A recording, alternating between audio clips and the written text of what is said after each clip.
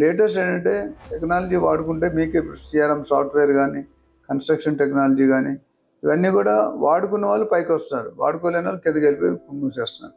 మీరు నిజంగా survival for existence survive అవ్వాలి అంటే మారుతున్న ప్రపంచంతో, మారుతున్న టెక్నికల్ చేంజెస్తో, టెక్నాలజీతో, అడ్వాన్స్ టెక్నాలజీతో ముందుకు దూసుకెళ్ళాలి.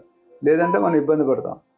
చూస్తున్నాం ఎన్నో ప్రాజెక్ట్స్, కొన్ని ప్రాజెక్ట్స్ చూడండి చాలా లుక్ అండ్ ఫీల్ ఉంటుంది, కొన్ని ప్రాజెక్ట్స్ ఎందుకు ఏం కట్టాడు ఏం కట్టలేదు అంటారు.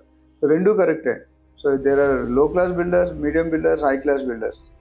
సో ఆ విధంగా చూసుకుంటే కనుక మీకు ఈ టెక్నాలజీ యూజ్ చేయడం రావాలి. ఎందుకంటే చాలామంది అప్గ్రేడ్ అవ్వరు.